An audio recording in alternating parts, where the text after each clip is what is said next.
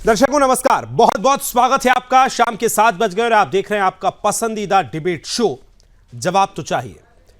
आज तो जवाब तो चाहिए कि हम शुरुआत करें, उससे पहले मन में बड़ा दुख है, मन में बड़ा आक्रोश है, क्योंकि जो तस्वीरें आज आई हैं वो वाकई दुखद हैं, वाकई निंदनीय हैं।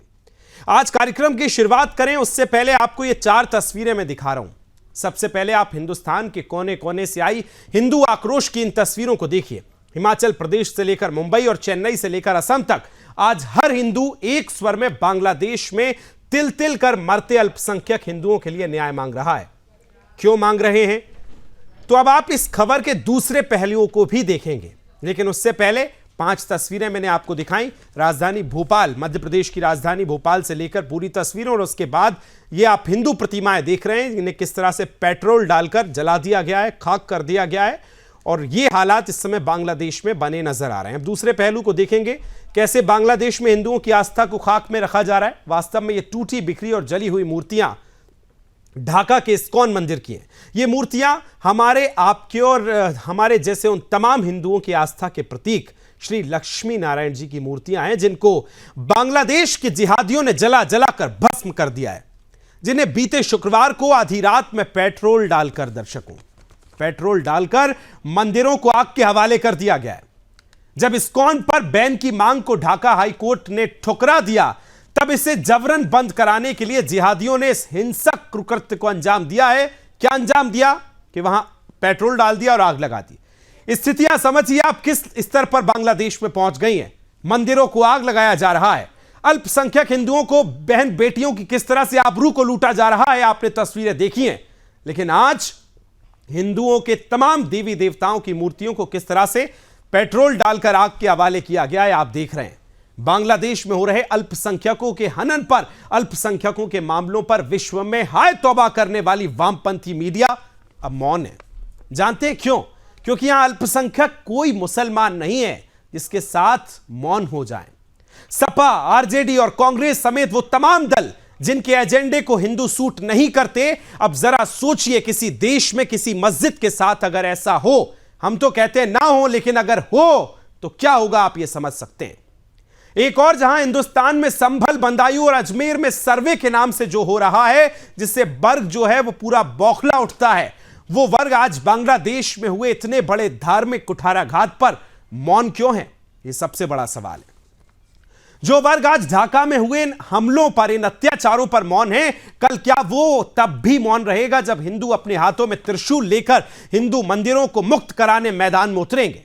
जवाब तो चाहिए में आज बात इसी पर होगी। पूरा पैनल आज रहेगा, लेकिन उससे पहले कुछ जरूरी प्रतिक्रियाएं आपको सुनवाता हूं और उसके बाद फिर डिबेट पे आएंगे। बांग्लादेश की जो स्थिति वो दिन पे दिन बिगड़ते जा रहे हैं। फिर भी मैं ये कहूंगा कि बांग्लादेश की जो आम लोग, ये आम लोग इस तरीके से हिंसा, इस तरीके से दहशतगर्द, भयभीत की माहौल जो मंडर रहे हैं, वो बांग्लादेश के आम नागरिक ये नहीं चाहते। लेकिन बांग्लादेश के अंदर कुछ धार्मिक, जिसको हम फंडामेंटलिस्ट कहते हैं, ये मौलवादी कुछ तत्वों के इशारे पे, और बांग्लादेश की जो आज की जो अंतरिम जो सरकार है, इंटरिम जो गवर्नमेंट है, उनकी नाकामी कहिए, मिलीभगत कहिए, साजिश कहिए, इसके चलते बांग्लादेश में स्थिति अभी सामान्य नहीं हो पा रहे हैं। मैं जहां पर कि कभी मां काली के जयकारे हर उस कोने कोने में गूंजते थे, आज उन्हीं मां काली की प्रतिमाओं को खंडित करके, उनको तोड़ करके, उनके मंदिरों को जला करके, पांडालों में आग लगा करके, उनके भक्तों पर प्रहार करके, उन माताओं बहन बेटियों की इज्जत के साथ खिलवाड़ करके आप क्या संदेश देना चाहते हो? हम लोग बांग्लादेश में जो हो रहा है तो उसका हम लोग प्रोटेस्ट कर रहा है, लेकिन ममता दी, हमारा चीफ मिनिस्टर, ये कह दिया है कि हम लोग एक स्टेट है और बांग्लादेश एक देश है। हम लोग का कोई इख्तियार नहीं है उनमें कोई एक्शन लेने का, इख्तियार है सेंट्रल गवर्नमेंट का। तो सेंट्रल गवर्नमेंट कोई एक्शन ही नहीं ले रहा है। इसीलिए central government should take strict action to stop the violent incidents of Bangladesh.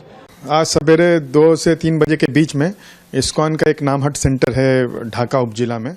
वहाँ पर जो कुछ लोग आकर पेट्रोल फेंक कर पूरे मंदिर को जला दिया है। वहाँ पर श्री श्री लक्ष्मी नारायण जी का विग्रह था, श्री श्री राधा कृष्ण और बहुत सारे और भी डेटीज थे। तो लक्ष्मी नारायण जी का जो विग्रह है पूरी तरह से वो क्षतिग्रस्त हो गया है। पूरा जो मंदिर है वो जल गया है। तो ये बहुत ही दुखद है। हम देख रहे हैं कि हम बहुत आशा करके रखे थे कि शायद अब ये हिंसा कम होगी।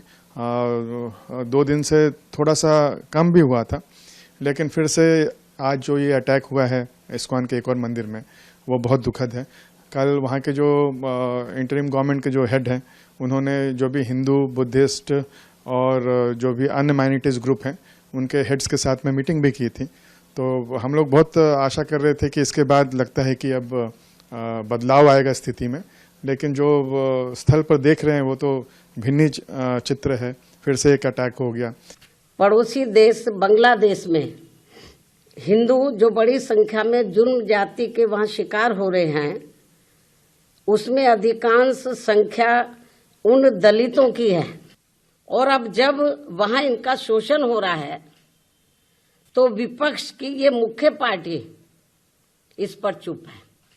कांग्रेस पार्टी चुप है और अब वह केवल मुस्लिम वोट के लिए संभल चिल्ला रही है। इस मामले में कांग्रेस, सपा व इनके समर्थक दल एक ही थाली के चट्टे बट्टे हैं।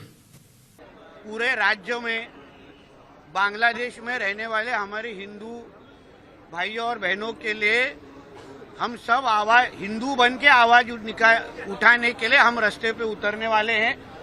10 दिसंबर को हर एक कलेक्टर कार्यालय के बाहर बड़े पैमाने पे हिंदू अपनी ताकत दिखाएंगे और बांग्लादेश में रहने वाले हिंदू भाइयों को, बहनों को संदेश देंगे कि वो अकेले नहीं है।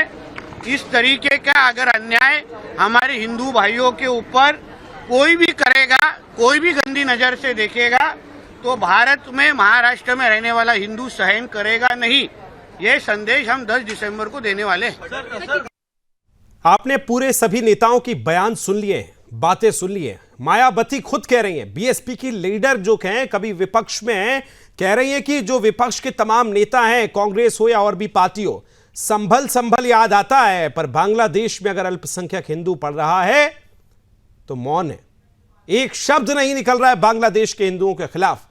आज चर्चा इसी पर होगी कि क्यों इस तरह की स्थितियां बन रही हैं और तथाकथित वामपंथी जो all eyes on Rafah, all eyes on फिलिस्तीन करने वाले लोग हैं, वो आज क्यों बांग्लादेश पर चुप बैठे। चर्चा इसी पर होगी। 5 तस्वीर आपको दिखाई है मैंने। भोपाल, असम, अयोध्या और श्रीनगर, पश्चिम बंगाल, देश के कोने कोने में आज जो है प्रदर्शन हिंदू कर रहे हैं, क्योंकि बांग्लादेश में अल्पसंख्यक हिंदू भाई बुरी तरह से उनको वहां पर पीटा जा रहा है।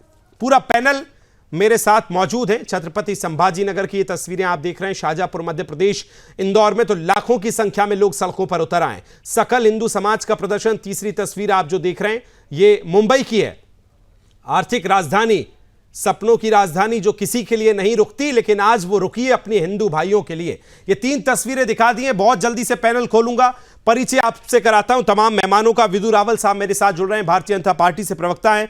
लक्ष्मीकांत जी मेरे साथ जुड़ रहे हैं, कांग्रेस पार्टी से नेता प्रवक्ता। स्वामी दयानंद महाराज जी जुड़ रहे हैं, हिंदू धर्मगुरु हैं, आपका बहुत बहुत स्वागत है।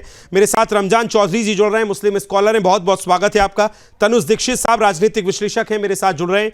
डॉक्टर मुमताज आलम रिजवी साहब मेरे साथ जुड़ गए, बहुत बहुत स्वागत है आपका। शशिकांत शर्मा जी मेरे साथ जुड़ रहे हैं, बजरंग दल से प्रवक्ता हैं। चर्चा की मैं शुरुआत करूंगा सबसे पहले विदु रावल साहब आपके साथ, उससे पहले शशिकांत जी जुड़ गए। शशिकांत जी, एक सवाल मेरा यह है, आपने अभी सभी नेताओं की बयान सुने। अधीर रंजन चौधरी साहब जो हैं कांग्रेस पार्टी के सीनियर लीडर हैं, वो ये कह रहे हैं कि बांग्लादेश में जो हो रहा है वो तथाकथित कुछ लोग ऐसे भड़काऊ लोग हैं, वो ये कर रहे हैं। वहां के ना तो मुसलमान ऐसे करेंगे, ना हिंदू जिस तरह से हो रहे हैं वो होंगे। उनको ये षड्यंत्र लगता है जो आज बांग्लादेश में हिंदुओं के खिलाफ हो रहा है। मायावती खुद कह रही है कि इस देश के तथाकथित लोग जो कहते हैं कि साहब अल्पसंख्यकों पर संभल में क्या हो रहा है, उनको बांग्लादेश में हिंदू नहीं दिखते हैं। क्या कहेंगे, आज देश भर का हिंदू सड़कों पर उतरा है। शशिकांत जी। कांग्रेस की तो शुरू से नीति हुई है, चाहे वो 47 देख ले, 71 देख ले, और 84 देख ले, ठीक है ना। इनके इतिहास में लिखा हुआ है कि किस तरह से एक शांत प्रिय राष्ट्र मेरा भारत, किस तरह से यहाँ शांति का माहौल है, कौन कहाँ लोग मरते हैं, कैसे कटते हैं, कांग्रेस से कोई लेना देना नहीं है, ठीक है। उनको सिर्फ वोट की राजनीति कर रहे हैं। आपने देखा होगा 47 में किस तरह से 42 लाख लोगों की हत्या कर दी गई है। उसमें भी आप देख लीजिए 1984, 1971 10,000 सिखों को जिंदा जला दिया गया। ये कांग्रेस की एक जो मानसिकता है ना, ये मानसिकता जब तब तक रहेगी जब तक ये कांग्रेस रहेगी। मैं ये कह देना चाहता हूं, बांग्लादेश में जिस तरह से आज हम अल्पसंख्यक है, हमारे ऊपर जिस तरह से अत्याचार किया जा रहा है, इस पे कुछ ऐसे नेता है, कुछ ऐसी राजनीतिक पार्टियां हैं जो कुछ बोलना नहीं चाहती, इसलिए कि अगर बांग्लादेश के बारे में कुछ बोलेगी तो उनका फर्क उनको हिंदुस्तान में दिखाई देगा, वोट परसेंटेज कम होंगे। सिर्फ वोट की राजनीति के लिए वो बांग्लादेश में हमारी बहन बेटियों के साथ बलात्कार भी होगा तो भी वो उनको स्वीकार है, हमारी बहन बेटियों की हत्या होगी तो भी स्वीकार है।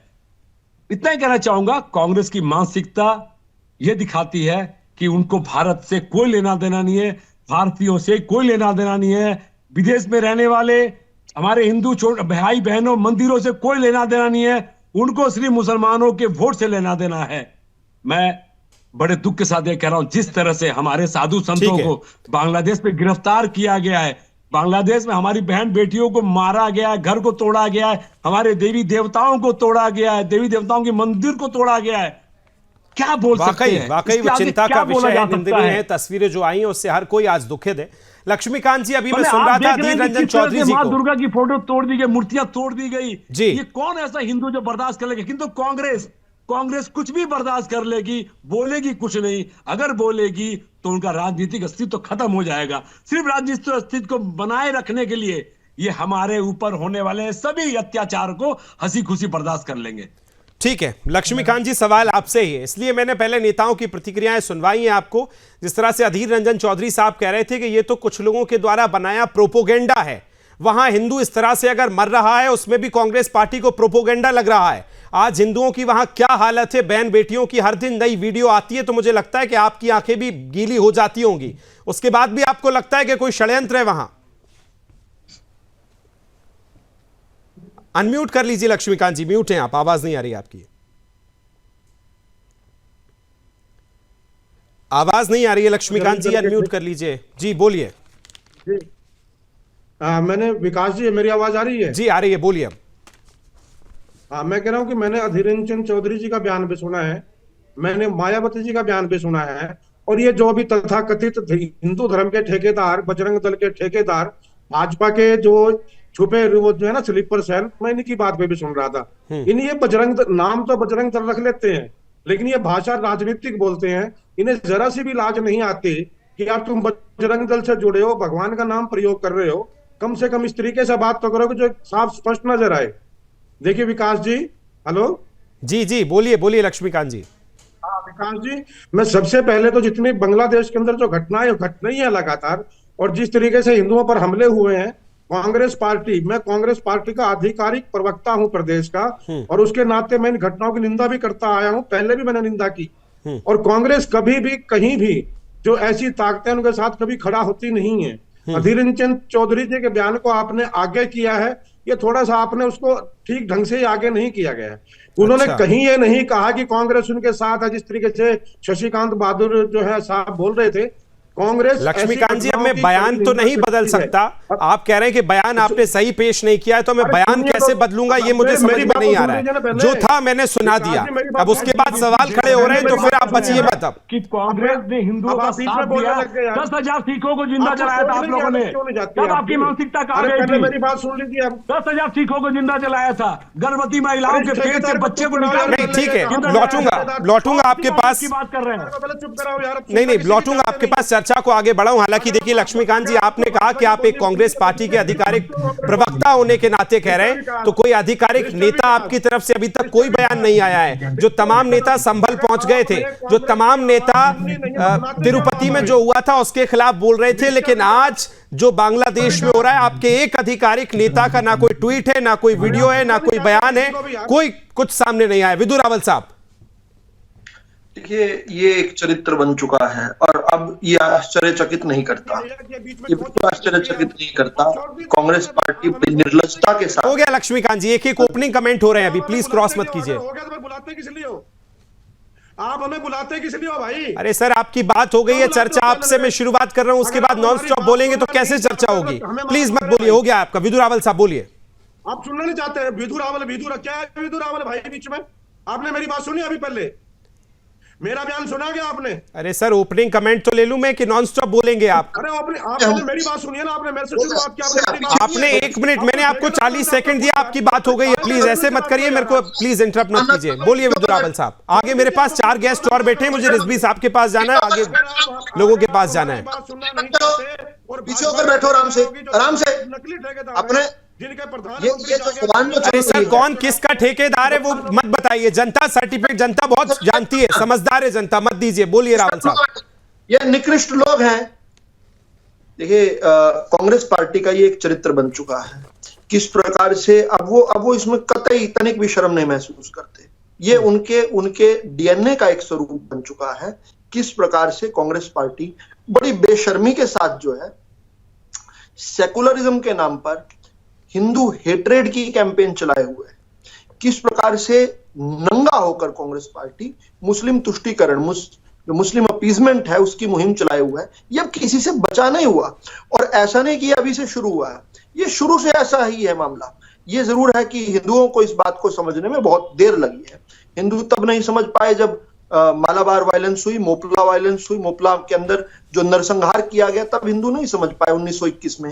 हिंदू तब भी नहीं समझ पाए जब डायरेक्ट एक्शन डे के समय इन्हीं ढाका की सड़कों पर जो है हिंदुओं का कत्लेआम किया गया और कांग्रेस उस समय शांत बैठी रही। हिंदू तब नहीं समझ पाए जब 1969 में कांग्रेस के राज में गुजरात में अहमदाबाद में इस प्रकार से हिंदुओं को काटा गया, लेकिन कांग्रेस पार्टी इसी बेशर्मी के साथ लगातार चुप रही।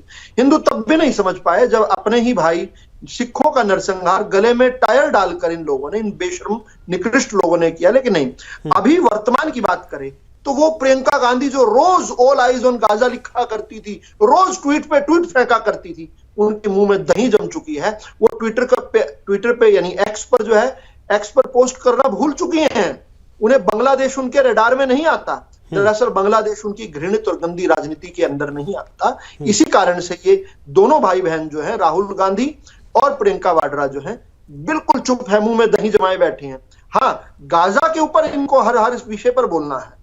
गाजा के ऊपर इन्हें हर विषय पर बोलना है, उस पर प्रदर्शन भी करना है। इनके लोगों ने मुस्लिम लीग नाम के संगठन के साथ सेकुलर एक ओला ओढ़कर गठबंधन भी करना है। केरल के अंदर उनकी वोट भी लेनी है। लेकिन क्योंकि अभी प्रियंका वाड्रा को इतना थोक के भाव वोट मिला है उस सांप्रदायिकता के नाम पर, इस्लामिक तुष्टीकरण के नाम पर, तो बांग्लादेश पर हिंदू की पीड़ और तकलीफ कहां दिखेगी इन लोगों को? यही कांग्रेस का असली चरित्र है। और ये क्या कह रहे हैं, भगवान का नाम का प्रयोग ना करो। मैं अंत कर रहा हूं ये बात कहते हुए, क्या कह रहे हैं, भगवान का नाम का प्रयोग ना करो। कांग्रेस पार्टी बेशर्मी के साथ, असुरों के साथ खड़ी हुई है, और उसके बावजूद यहां पर आकर किसी को कह रहे हैं कि अपने संगठन का नाम भगवान के नाम से मत रखो। तो क्या एंटोनियो माइनो अब हमें बताएगी कि हमारे संगठनों का नाम क्या होगा? ठीक है, हमारे संगठन कार्यशाला। आलम रिजवी साहब, सवाल इतना सा है कि जब संभल में कुछ हो तो फिर सब बोलेंगे कि भाई मुसलमानों के साथ हो रहा है, अल्पसंख्यकों के साथ इस तरह का व्यवहार हो रहा है। असदुद्दीन ओवैसी कहते हैं कि बांग्लादेश के हिंदुओं से हमारा क्या मतलब। वही असदुद्दीन ओवैसी कल संसद में खड़े होकर जय फिलिस्तीन के नारे लगा रहे थे, जो मुसलमानों के तथाकथित ठेकेदार बनते हैं। अब बताइए, बांग्लादेश में जो हो रहा है उस पर कुछ बोलेंगे? देखिए विकास भाई, ठेकेदार होना और ठेकेदार बनना बड़ा फर्क है। हम कह दें कि हम भारत के जो है ठेकेदार हैं, तो क्या हम हो गए क्या? तो एक चीज तो ये, दूसरी चीज देखिए, बहुत अफसोसनाक है जो बांग्लादेश में हो रहा। हम चूंकि खुद माइनॉरिटी हैं, हम खुद अल्पसंख्यक हैं, और इसलिए जो अल्पसंख्यक है वो अल्पसंख्यक का दर्द ज्यादा बेहतर समझ सकता है। और कट्टरवादिता कहीं भी हो, कट्टरपंथी कहीं भी हो, वो किसी भी विकासशील देश के लिए, विकास करने वाले देश के लिए अच्छा नहीं है। बांग्लादेश में जिस तरह से वहां कट्टरपंथी हमारे माइनॉरिटी के हिंदू भाइयों को प्रताड़ित कर रहे हैं, मैं उसकी कठोर निंदा करता हूं, मजम्मत करता हूं। और मैं ये कह रहा हूं, सवाल कर रहा हूं, जो लोग फिलिस्तीन की बात कर रहे हैं, मैं कह रहा हूं जो इजराइल के साथ हमेशा डिफेंड करने के लिए खड़े हो जाते हैं इजराइल को, वो कहां गायब हो गए? क्यों 1-2 लाख लोग नहीं निकले? क्या सिर्फ वोट देने के लिए भीड़ लगाएंगे, रैली में जाएंगे और बांग्लादेश भाइयों के साथ होगा तो नहीं जाएंगे? नंबर एक बात। नंबर दो ये कि ओपनिंग कमेंट हो जाए। आप देखिए मैं क्या कह रहा हूं कि आज भारत भी, इस बात को बहुत समझ लीजिए, भारत भी या भारत को भी उसी बांग्लादेश और पाकिस्तान की राह पे ले जाने की कोशिश की जा रही, उन्हीं कट्टरपंथियों के हाथ में भारत को सौंपने की कोशिश की जा रही है। ये ठीक नहीं है, क्योंकि कट्टरपंथ जो है वो कहीं भी हो, वो देश को विकास नहीं विनाश की तरफ लेके जाया जाता है। पर इस कट्टरपंथ का खुल के विरोध भी होना चाहिए रिजवी साहब। जिस तरह से आप कह रहे हैं, हमने देखा भारत में अलग अलग शहरों में फिलिस्तीन के खिलाफ नारे लगे थे, खूब लोग सड़कों पर उतरे थे, पर हिंदुस्तान में हाँ विकास भाई, कट्टरवादी मुर्दाबाद, आतंकवादी मुर्दाबाद और बांग्लादेश की मौजूदा सरकार मुर्दाबाद। क्योंकि ये कोई डेमोक्रेसी नहीं। कहा था 3 महीने बना लेंगे, कहां है सरकार? और जब सरकार नहीं होगी तो ये होगा मैं भारत से आपके चैनल के जरिए, और मुझे लगता है कि आपके चैनल को भारत सीरियसली लेगी।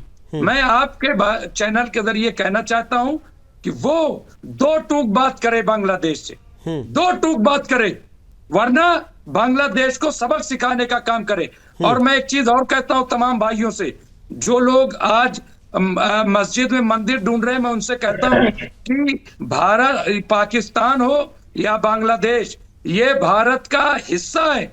1947 में एक साजिश के तहत इसे, ठीक है, चलिए आऊंगा, सबकी ओपनिंग कमेंट ले लूं, फिर मुझे लक्ष्मीकांत जी के पास भी वापस जाना है, क्रॉस के लिए भी जाना है। मैं आ रहा हूं। मेरा सवाल है दयानंद स्वामी महाराज जी से। सवाल इतना सा कि बांग्लादेश में मौजूदा तब की सरकार शेख हसीना के खिलाफ कोई आंदोलन हो, अंत होगा हिंदुओं पर, अल्पसंख्यक हिंदुओं पर हमले से।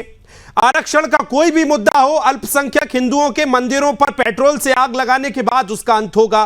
कोई भी मुद्दा हो, अल्पसंख्यक वहां हिंदुओं को क्यों टारगेट किया जाता है, हमने कई दशकों में, कई सालों में यह देखा है। आखिर क्यों वहां हिंदुओं के हालात हो रहे हैं, और इस देश के जो राजनेता उस पर टिप्पणी कर रहे हैं, दयानंद महाराज क्या कहेंगे?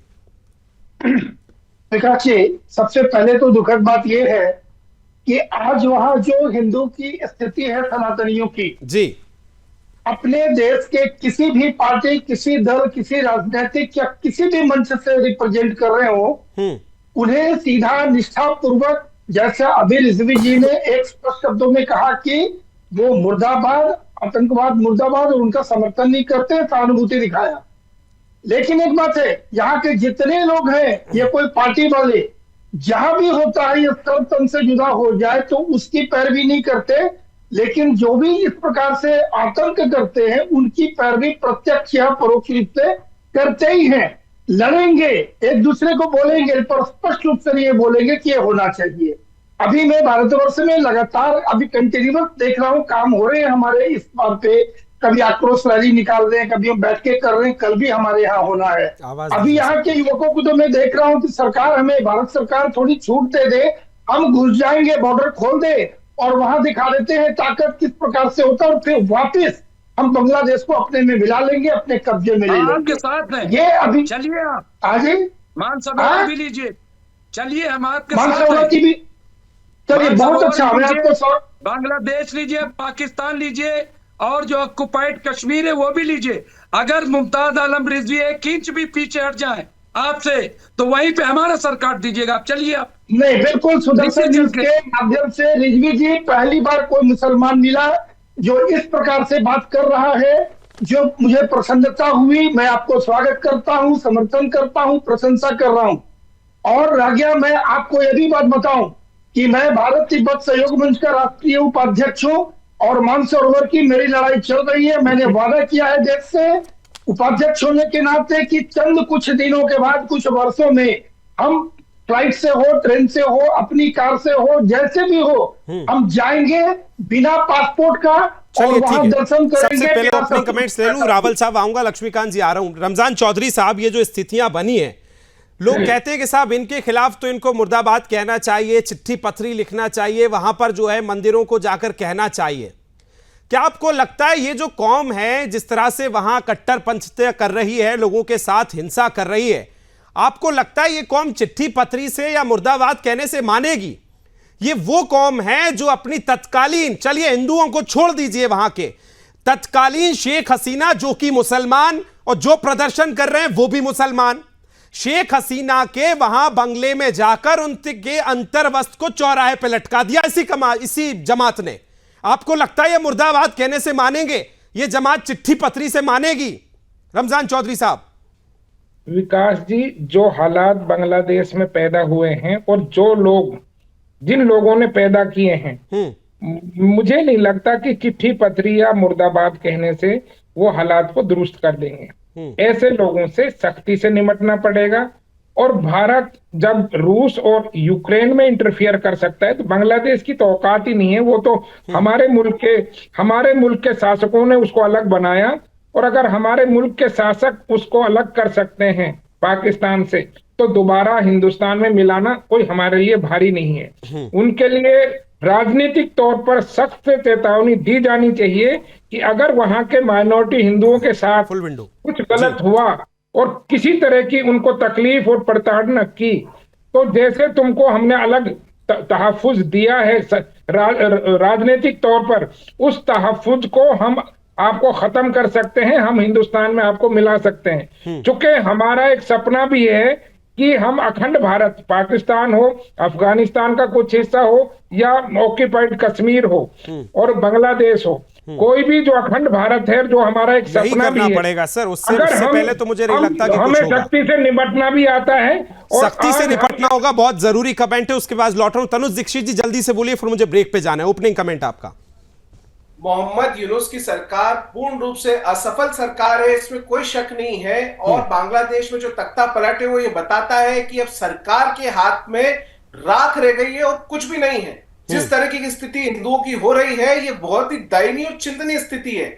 अब अगर हम बात करें तो सन 1971 में जब मुक्ति संग्राम चल रहा था, उस दौरान भी पाकिस्तानी मिलिट्री के द्वारा इस तरीके से ही हिंदुओं को टारगेट किया जाता था जातिगत रूप से, कि कौन से हिंदू भाषी लोग हैं और कौन उर्दू भाषी, मतलब बंगाल भाषी अलग, बांग्लादेशी भाषी अलग और उर्दू भाषी लोगों को अलग अलग टारगेट करके वहां रखा जाता था। जो रिफ्यूजीज कैंप थे उसमें 3 मिलियन 30 लाख लोगों ने अपनी जान गंवाई, 2 लाख से ज्यादा बलात्कार हुए। उन कैंप्स का नाम जो इमाम थे बांग्लादेश के, और आपको ये चीज जो वहां के विद्वान रहे हैं बिना बिल्कुल पूरा इतिहास रहा है, लंबा चर्चा लगातार जारी है बांग्लादेश पर। और अब सबसे पहले लक्ष्मीकांत जी आपके पास ही आ रहा हूं। चलिए, राजनीति की बात हुई, आपकी बात रह गई थी। राजनीति बहुत इतर, सिर्फ बात अब विकास सक्सेना और लक्ष्मीकांत जी के बीच में है।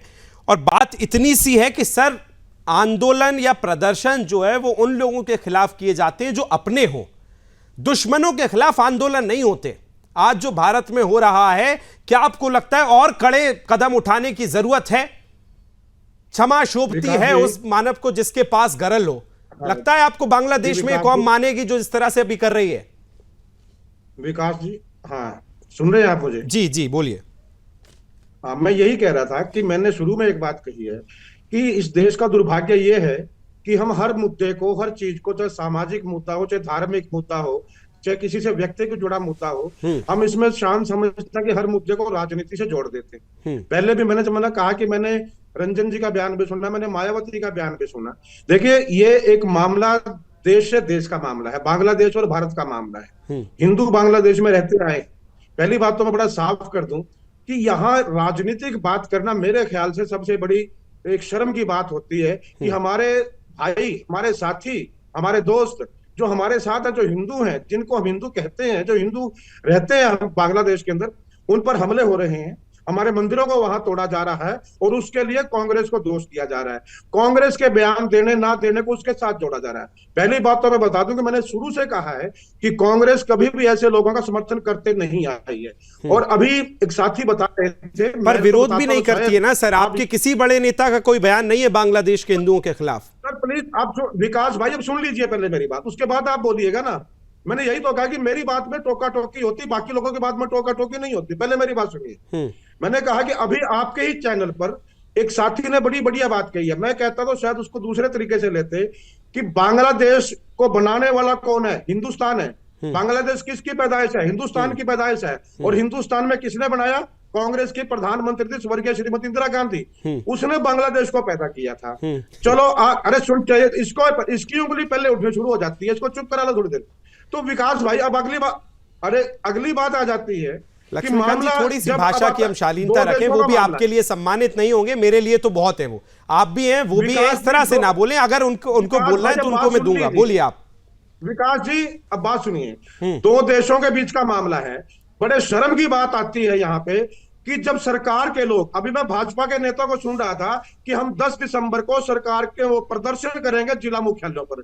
यार सरकार ही प्रदर्शन करेगी तो किसके खिलाफ प्रदर्शन करेगी भाई? ये जो मुद्दा है, अभी निर्णय लेने का मुद्दा, इस मुद्दे इंदिरा जी घुसे, फिर इंदिरा जी थोड़ा सा चुप तो करवा लो इसको विकास भाई, इनकी चौंच बंद करवा लो तो मैं बड़ी बात कहूँ। विकास जी कीजिए थोड़ा, मेरी बात अरे शर्म आनी चाहिए आप लोग यार। अब आप किसके खिलाफ प्रदर्शन करोगे? ये इनसे पूछा जाए कि प्रदर्शन किसके खिलाफ करेंगे? ये किस बांग्लादेश के खिलाफ करेंगे? अरे प्रदर्शन का मामला नहीं है, प्रदर्शन की बात नहीं है, एक्शन लेने का काम है। सरकार एक निर्णय लेना चाहिए कि जिस देश के अंदर इतनी हिम्मत नहीं होती थी कि जो हमारे टुकड़ों पर पड़ता हो, हमारे जिसको हमने पैदा किया हो, वो आदमी आज हमारे लोगों की हत्या कर रहे, वहां पर होती है तो सरकार तमाशा देख रही है। क्यों नहीं बांग्लादेश के खिलाफ ठोस निर्णय लिया जाता? क्यों नहीं बांग्लादेश के खिलाफ कार्रवाई की जाती? क्यों नहीं बांग्लादेश को संदेश दिया जाता कि अगर एक भी हिंदू की हत्या बांग्लादेश में होगी, अगर एक भी मंदिर तोड़ा जाएगा, तो बांग्लादेश का नाम और निशान मिटा देंगे। ठीक है लक्ष्मीकांत जी, हो गया आपका। फिर नहीं, बाद में आप कहेंगे कि हुआ नहीं। अब मेरी सुनिए, ठीक है, सरकार की जिम्मेदारी है निश्चित तौर पर, जो सत्ता में है, जो सरकार में है, प्रश्न उसी से उठेंगे। सभी को लाइए जरा स्क्रीन पे। ठीक है लक्ष्मीकांत जी, हो गया। अब आपके पास आऊंगा, नॉन स्टॉप मत बोलिए, बहुत मेहमान है मेरे पास। लेकिन सवाल यह है कि क्या सरकार की ही जिम्मेदारी है विपक्ष में, और विपक्ष की सबसे बड़ी पार्टी होने के नाते कांग्रेस के एक बड़े नेता का बयान मुझे बता दीजिए, अगर हिंदुओं के प्रति सही में आपके मन में अगर दुख हो रहा हो तो। सवाल इतना सा है विदु रावल साहब कि सरकार में आप हैं, पिछले 25 दिनों से घटनाएं हो रही हैं, पिछले 25 दिनों से वीडियोज आ रहे हैं, कल हमारे विदेश सचिव जा रहे हैं, वो ठीक है, लेकिन वहां का हिंदू एक बात कह रहा है सर कि कौन जीता है तेरे जल्फ के सर होने तक, हम खाक हो जाएंगे तुझे खबर होने तक। वहां हिंदू आज कह रहा है। किस तरह की स्थितियां हैं सर रावल साहब? देखिए, केवल ऐसा नहीं है कि सरकार कुछ नहीं कर रही है, इस पे सरकार बहुत सारे कार्य जो है दिखाकर करती है, बहुत सारे कार्य जो है पर्दे के पीछे होते हैं। अभी जिस प्रकार के जो एसेंशियल गुड्स हैं जो वहाँ पोटैटोज और अनियन यानी कि आलू और प्याज जो है उसका बीच में कौन अरे चुप करो, चोंच बंद करो, इसकी चोंच बंद करवाओ मूर्ख आदमी की। कार्रवाई कौन करेगा मिस्टर रावल? विदुर रावल ने नाम मारा, कौन करेगा? अरे ठीक है, अरे एक एक करके भाई, ऐसे नहीं, अरे ऐसे नहीं लक्ष्मीकांत जी, ऐसे नहीं। ठीक है रावल साहब बोलिए। बीच में बोलेगा, इसको म्यूट करो ना, इसको तभी सिखाओ पहले डिबेट में आने की, उसके बाद बुलाओ उस डिबेट में। ठेकेदारी लेता है। अरे ठेकेदारी लूंगा, तेरी ठेकेदारी लूंगा मैं। तू तड़ाकने की चौक चौराहों वाली भाषा का इस्तेमाल मत करिए प्लीज, एक एक करके। लक्ष्मीकांत जी ऐसे नहीं, देखिए आपको मैंने पूरा समय दिया, अब वो बोल रहे हैं तो उनको समय दीजिए, ऐसे मत करिए। बोलिए रावल साहब। मैं अपने समय अपनी बात रखता हूँ, ये इसकी चोंच बंदी नहीं हो रही, बंदी नहीं हो रही चोंच इसकी। अरे चुप हो जा। मेरा प्रश्न एक है, अगर सरकार ही प्रदर्शन करेगी। अरे सर समय मेरे पास बहुत कम है, मेरे बहुत मेहमान हैं, उनके पास भी मुझे जाना है। लक्ष्मीकांत साहब ऐसे मत करिए प्लीज, बोलिए। चोंच बंद आप पड़ेगी, ये ऐसे चोंच नहीं बंद होगी, इसकी चोंच ऐसे बंद नहीं होगी। विकास जी ऐसे नहीं चल सकते, ये फुल विंडो। अरे लक्ष्मीकांत जी, किसके सवाल का कौन जवाब लेगा वो मैं तय कर लूंगा। मैंने आपको सवाल दिया, आपने जवाब दिया, आपकी बात हो गई। अब रावल साहब बोल रहे हैं, बोलने दीजिए। आप विपक्ष को संभालिए, एंकरिंग मत संभालिए। बोलिए रावल साहब।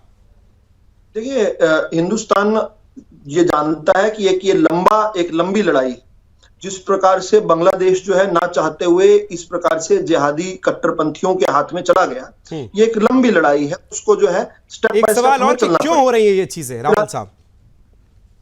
फिलहाल जो हम कर रहे हैं वो सबके सामने नहीं आ सकता, और बहुत सारी चीजें ऐसी होती हैं जो सरकार पर्दे के पीछे करती है। कुछ काम जो है ड्यूटी, जिस प्रकार से हमने जो एक्साइज ड्यूटी है एसेंशियल गुड्स की, जो 10% से बढ़ाकर 40% कर दी। आज बांग्लादेश के बॉर्डर पर हिंदुस्तान से के ट्रक जो हैं आलू और प्याज से भरे हुए ट्रक वहां इसलिए खड़े हैं क्योंकि वहां 40% ड्यूटी हो गई। बांग्लादेश की इकोनॉमी का लगभग 12.5% जो हिस्सा है वो गारमेंट्स की इंडस्ट्री से आता है और उसका सारा का सारा 100% जो रॉ मटेरियल है वो हमारे वेस्ट बंगाल से आता है। हमने वो बिल्कुल शून्य कर दिया, रॉ मटेरियल वहां पर नहीं जा रहा। त्रिपुरा के अंदर आप देख रहे हैं कि बहुत सारे अस्पतालों के अंदर जो है बांग्लादेशी पेशेंट्स को जो है लेना मना हो गया है। त्रिपुरा का बांग्लादेश की जो स्टेट इलेक्ट्रिसिटी बोर्ड है उसके साथ कुछ पीपीए है यानी पावर परचेज एग्रीमेंट है, उसको यूनिलैटरली रद्द कर दिया गया। इसके अलावा कल जब हमारे विदेश सचिव जा रहे हैं, अकेले नहीं जा रहे, वो 26 और राजनयिक जो हैं उनको लेकर वहां पर जा रहे हैं। देखिए किस प्रकार से एस्केलेट करना है। और मैं विकास जी खत्म कर रहा हूं आपके दर्शकों के बेनिफिट के लिए बात बताने के लिए कि अभी हम जानते हैं कि कुछ भी भारत का चाहे ट्रेड के मामले में एग्रेशन और चाहे मिलिट्रीली एग्रेशन जो है सीधा सीधा जो है चीन के हाथ में जाएगा। जैसे ही भारत की सेना कोई काम करती है तुरंत ही चीन की सेना आकर उसमें बांग्लादेश को अपनी कॉलोनी बनाने के लिए तैयार खड़ी है। जैसे ही हम ट्रेड के तौर पर हम कुछ करते हैं बड़े संभल के करना पड़ रहा है। ये यहाँ पर मुंह चला दे खोल देना और कुछ भी जरूरी भी है। बिदु रावल साहब, वो हिंदू जो इस समय देश में आज हिंदुस्तान 21वीं सदी में विश्वगुरु की तरफ बढ़ रहा है, अगर वो अपने पड़ोसी मुल्क में अल्पसंख्यक हिंदुओं के लिए इतना नहीं करेगा तो मुझे नहीं लगता कि इससे बेहतर कुछ हो पाएगा।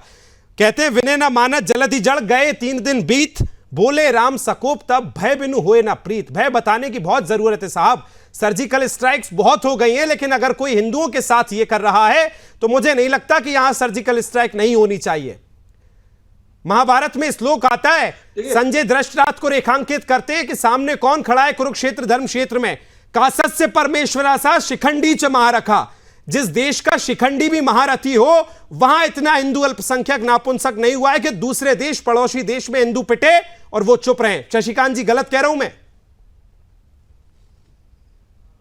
एक एक शब्द बहुत वजनदार और बहुत सही तरीके से कहा। पैनलिस्ट जो 7 पैनलिस्ट बैठे हैं उसमें 6 पैनलिस्टों की एक ही राय है कि बांग्लादेश में जिस तरह से हिंदू बहनों भाइयों पर अत्याचार हो रहा है इसकी निंदा करते, चाहे वो मुसलमान हो चाहे एक हिंदू हो, सिवाय कांग्रेस को छोड़ के, क्योंकि कांग्रेस की मानसिकता यही है हिंदू कटे तो भी ठीक, हिंदू मरे तो भी ठीक, हिंदू देवी देवताओं को तोड़ा जाए तो भी ठीक। मैं इतना ही कहना चाहता हूं, मैं किसी राजनीतिक दल से नहीं हूं, मैं एक भारतीय हूं, मैं सनातनी हूं, मैं मां दुर्गा की आस्था करता हूं। दुर्गा मूर्ति तोड़े जाने पे मुझे दुख है। ठीक है, फाइनल कमेंट ले रहा हूं बहुत जल्दी से। तनुज दीक्षित साहब कैसे होगा? क्या इसीलिए योगी आदित्यनाथ कहते हैं कि बांग्लादेश में और संबल में जो हो रहा है उनका डीएनए एक है? क्या तनुज दीक्षित साहब बोलिए। हमारे साथ खड़े हो सकते हैं? देखिए विकास जी, सबसे बड़ी चीज ये है जिस देश में फिलिस्तीन की चिंता करके यहाँ के मुसलमान लोग, यहाँ के सांसद जय फिलिस्तीन के नारे, जय फिलिस्तीन के नारे अगर संसद में देते हैं उस पर कोई किसी को आपत्ति नहीं होती, और जब बांग्लादेश में हिंदू मंदिर तोड़े जाते हैं तब वहां पर कोई चिंता व्यक्त नहीं करते हैं, तो ऐसे में आपत्ति है। ये औरंगजेब का समय नहीं है कि जो मंदिरों को तोड़ा जाएगा और हिंदू चुप बैठेंगे। ठीक है दीक्षित साहब, रिजवी साहब बोलिए। देखिए मैं एक चीज कहना चाहता हूं, मैंने तो बहुत सारी चीजें क्लियर कर दी हैं। जहां कहीं भी जुल्म होगा भारत जो है वो आवाज उठाएगा, क्योंकि हम अहिंसा परमो धर्म पर यकीन करते हैं और हम वासुदेव कुटुंबकम कर यकीन करते हैं कहीं भी किसी के साथ। और इसीलिए मैं कह रहा हूं कि भारत जो एक मिनट भारत जो है वो सहिष्णु है और चाहिए कि भारत को कट्टरवादी लोगों के हाथों में न सौंपा जाए। जिस तरह से कट्टरवादी लोग बढ़ रहे हैं, मुझे तो खतरा है कि कहीं मोदी सरकार को न पलट दे ये कट्टरवादी लोग, तो इसलिए उनको रोकना बहुत जरूरी है। ठीक है, भारत को बांग्लादेश बनने दी। हमने माना कि तगाफुल ना करोगे लेकिन खाक हो जाएंगे तुम्हारे खबर होने तक। ये एक शेर किसी ने लिखा था। मैं डॉक्टर विदु विराल जी से मेरा सवाल है कि बहुत देर ना हो जाए, उससे पहले हमें कुछ अच्छा कर देना चाहिए, क्योंकि हमारे हाथ में सब कुछ है। सर बहुत कम समय, दयानंद महाराज जी फाइनल कमेंट आपका, 10 सेकंड फाइनल। भारत का एक लोग, सभी लोग सड़क पर उतर चुके हैं। सरकार निश्चित रूप से कार्य कर रही है, ये मुझे भी है। कुछ कार्य प्रत्यक्ष होते हैं, कुछ परोक्ष होते हैं, कई प्रकार की नीतियां हैं, दोनों करने की जरूरत है। ठीक है रावल साहब 10 सेकंड बहुत जल्दी से बोलिए। भारत की सरकार पर भारत की जनता विश्वास करती है। कूटनीतिक तौर पर, वैश्विक तौर पर दबाव बनाकर और अन्य अन्य साधनों से हम प्रयासरत हैं। ये बिल्कुल हम भी बिल्कुल चाहते हैं कि कल जिस तरह से विदेश सचिव हमारे जा रहे हैं, बेहतर बातचीत हो और ये सब रुके। लक्ष्मीकांत जी 10 सेकंड आपके पास, जल्दी से बोलिए। विकास जी, मैं सिर्फ इतना कहना चाहूंगा कि अब लड़ाई इस बात की नहीं कि कौन पार्टी कहां, ये सरकार का दायित्व बनता है। जो लोग सत्ता में बैठे हैं, सरकार आज जिसकी भी है, बिल्कुल सरकार सख्ती से कदम ले। मेरे पास समय मुझे बात कर रहा है, ये चर्चा बहुत लंबी हो सकती थी। विदुर अव्वल साहब, लक्ष्मीकांत जी, स्वामी दयानंद महाराज, रमजान चौधरी जी, तनुज दीक्षित साहब, मुमताज आलम रिजवी साहब, शशिकांत जी, सभी का बहुत बहुत धन्यवाद मेरे साथ चर्चा में जुड़ने के लिए। सवाल आखिर यही है कि जो पिछले कई दिनों से बांग्लादेश में हो रहा है, उसके खिलाफ भारत के वो तथाकथित इंटेलेक्चुअल आज क्यों चुप हैं, जो फिलिस्तीन पर, गाजा पर बात उठाते हैं, जो संभल जाने को तैयार हैं, लेकिन बांग्लादेश में हिंदुओं के खिलाफ आवाज नहीं उठा सकते हैं। आपको भी पहचानने की जरूरत है। जवाब तो चाहिए। मैं फिलहाल इतना ही, दीजिए अनुमति। बहुत बहुत नमस्कार।